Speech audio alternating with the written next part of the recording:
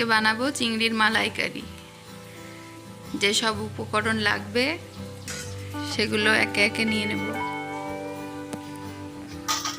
নিয়ে নিয়েছি চিংড়ি মাছ, ভালো করে বেছে পরিষ্কার করে রাখা চিংড়ি মাছ। এর মধ্যে একে একে দিয়ে দেব লবণ, হলুদ গুঁড়ো,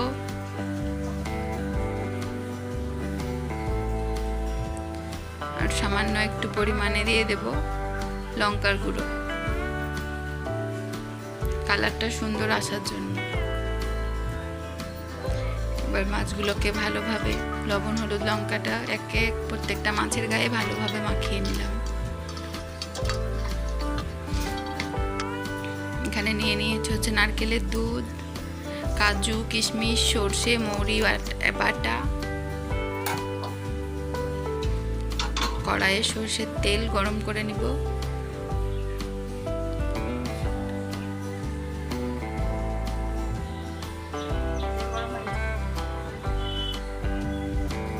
তেল গরম হয়ে গেছে, এবার একে একে মাছগুলো ভালো করে ভেজে নেব।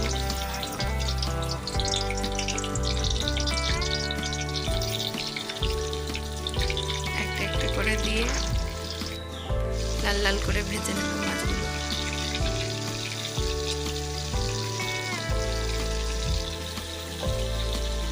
একটা উল্টে দিয়ে পিটু উল্টে দিয়ে ভালোভাবে ভেজে নেওয়া হয়ে গেছে। এবার একটা একটা করে তুলে নেব।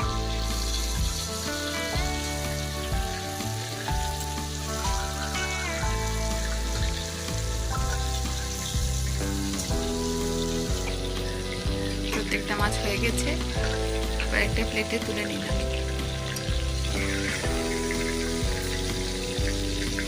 বাকি যে মাছগুলো আছে এবার আবার এগুলোকেও ভালোভাবে ভেজে নেব।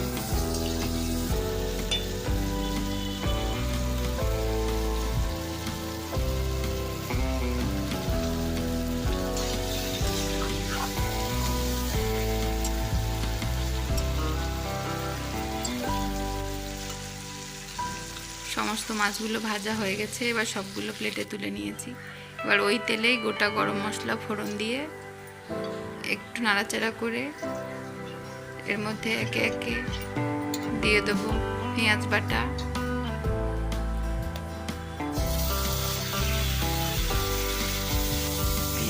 দিয়ে দিলাম। ভালো করে মিশিয়ে নেব।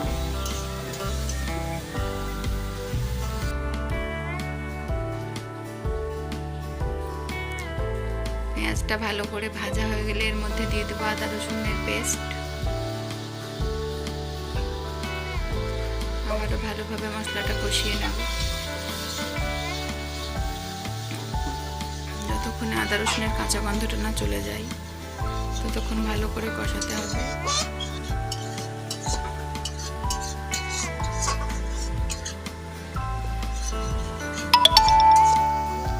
মশলা কষানো হয়ে গেছে, এর মধ্যে দিয়ে দেব লবণ,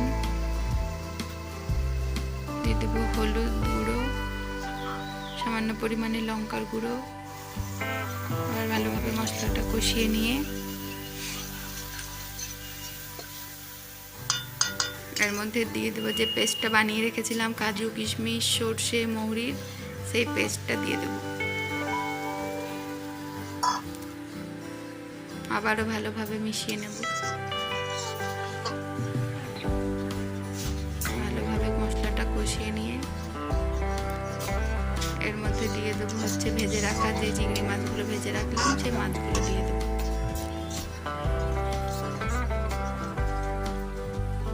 মশলা কষানো হয়ে গেছে, মশলা থেকে তেল ছেড়ে গেছে, মাছগুলো দিয়ে দিলাম। ভালোভাবে মশলার সঙ্গে মাছটাকে মিশিয়ে নিতে হবে।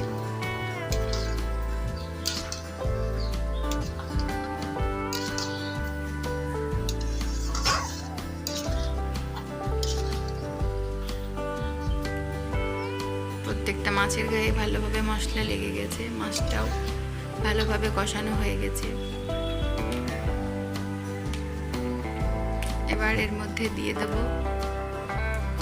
সামান্য পরিমাণে বাড়ির তৈরি করা মশলা,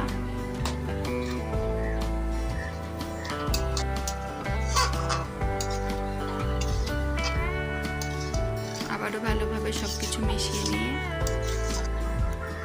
এরপর এর মধ্যে দিয়ে দেবো মালাইকারি যে মেন ইনগ্রিডিয়েন্ট নারকেলের দুধ। এটা ভালোভাবে মেশানো হয়ে গেছে, এবার এর মধ্যে নারকেলের দুধটা দিয়ে দেবো।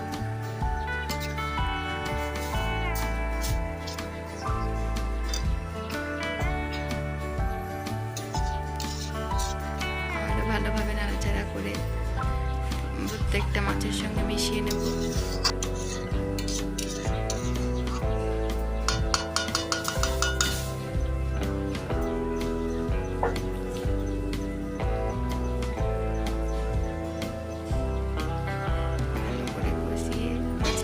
গেছে,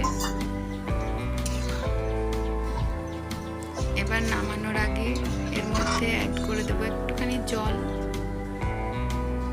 আবার একটু ভালো করে নেড়ে দিয়ে একটুখানি ফুটতে দেবো।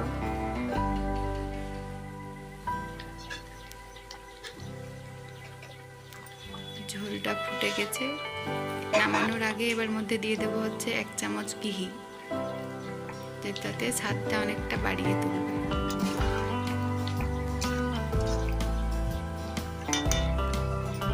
তৈরি হয়ে গেছে চিংড়ি মাছের মালাইকারি। এইভাবে একবার করে দেখবেন, অবশ্যই ভালো লাগবে। আর ভিডিওটা ভালো লাগলে অবশ্যই লাইক, কমেন্ট এন্ড শেয়ার করবেন।